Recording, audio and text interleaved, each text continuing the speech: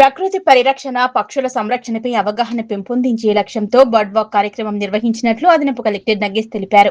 మెదక్ జిల్లా పోచారంలోని డీబీసీలో నిర్వహించబడే bird walk లో డిఎఫ్ఓ జోజీ ఆధ్వర్యంలో అటవీశాఖ ఆధ్వర్యంలో సిబ్బందితో చేపట్టిన ఈ కార్యక్రమంలో మెదక్ డిపిఆర్ఓ రామచంద్రరాజుతో కలిసి అదనపు కలెక్టర్ నగేష్ ముఖ్య అతిథిగా పాల్గొన్నారు. ఈ కార్యక్రమాన్ని జెండా ఊపి ప్రారంభించారు. ఈ సందర్భంగా అదనపు కలెక్టర్ నగేష్, డిఎఫ్ఓ జోజీ పోచారంలోని డీబీసీలో 4 కిలోమీటర్ల బర్డ్ వాక్ లో పాల్గొన్నారు. ఈ సందర్భంగా అదనపు కలెక్టర్ నగేష్ మాట్లాడుతూ తెలంగాణ రాష్ట్ర ప్రభుత్వం 99 రోజుల ప్రజాపాలన ప్రగతి ప్రణాళికలో భాగంగా అటవీ వారోత్సవాలను విజయవంతంగా నిర్వహించడం జరుగుతుందని, అందులో భాగంగా బర్డ్ వాక్ నిర్వహించడం జరిగిందన్నారు. పోచారం ల్యాండ్స్కేప్ యొక్క గొప్ప పక్షి వైవిధ్యం మరియు సహజ వారసత్వం పట్ల ప్రశంసను ప్రోత్సహించడానికి బర్డ్ వాక్ నిర్వహిస్తున్నామన్నారు. పోచారం జలాశయం, అభయారణ్యం చుట్టూ ఉన్న పోచారం ప్రాంతం వలసనీటి పక్షులు, కొంగలు, ఐబిఎస్ బాతులు, అనేక అటవీ ప్రాంతాల్లో సహా విభిన్న పక్షి జీవనానికి ప్రసిద్ధి చెందిందన్నారు. ఇది ఒక ముఖ్యమైన పక్షి వీక్షణ గమ్యస్థానంగా నిలుస్తుందని, ప్రకృతి ప్రేమికులు, విద్యార్థులు, అధికారులు పాల్గొని వివిధ రకాల పక్షులను వీక్షించాలని, పక్షుల జీవన విధానం వలన పక్షుల ప్రాముఖ్యత, పర్యావరణ సమతుల్యతతో వాటి పాత్ర గురించి, పక్షుల సంరక్షణకు ప్రతి ఒక్కరూ తమ వంతు బాధ్యతగా చెట్లు నాటడం, నీటి వనరులను కాపాడడం, పర్యావరణాన్ని శుభ్రంగా ఉంచడం అవసరమన్నారు.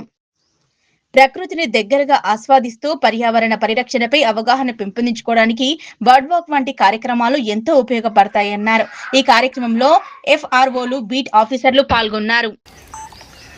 తెలంగాణ రాష్ట్ర ప్రభుత్వం 1990 యాక్షన్ ప్లాన్ పురస్కరించుకొని మరి గౌరవ ముఖ్యమంత్రి గారు మంచి ప్లాన్ చేశారు.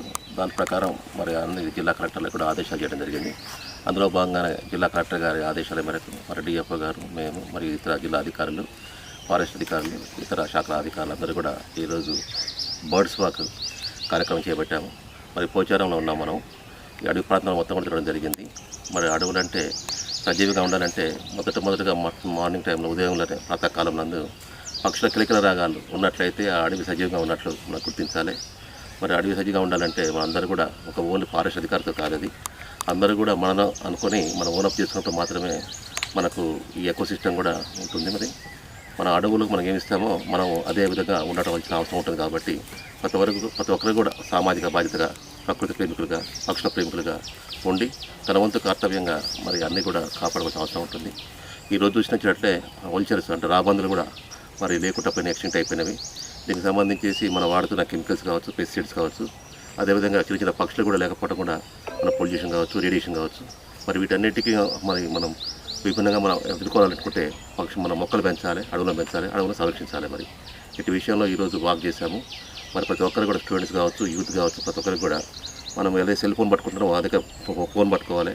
అదేవిధంగా మనకు నోట్బుక్ పట్టుకోవాలి. ఏ పక్షిని చూస్తామో ఆ పక్షిని కూడా గురించి రాసుకోవాలి. దాని ప్రకారం కూడా పక్షి ప్రేమిగా ఉండేసి ఈ బర్డ్స్ వాక్ అనేది ఇక్కడ ఎండ్ కాకుండా ఇంటికి పోయినప్పుడు, ఆఫీస్కి పోయినప్పుడు, సంఘంలో పోయినప్పుడు కూడా దాని గురించి చర్చించాలి. దానికి ఇంపార్టెన్స్ చర్చించాలి. తద్వారా మనం చెట్లు నాటినట్లయితే మనకు ఎన్నో స్పీసీస్, సుమారుగా 200 నుంచి 300 స్పీసీస్ కూడా తెలంగాణ అడవులలో ఉన్నవి. వాటిని సంరక్షించినట్లయితే అవి మనకు సంరక్షణ ఇస్తుంటే ఎకోసిస్టమ్ కూడా డెవలప్ అవుతుంది. ఇది గుర్తించవలసిగా కోరుతా ఉన్నాం. Thank you.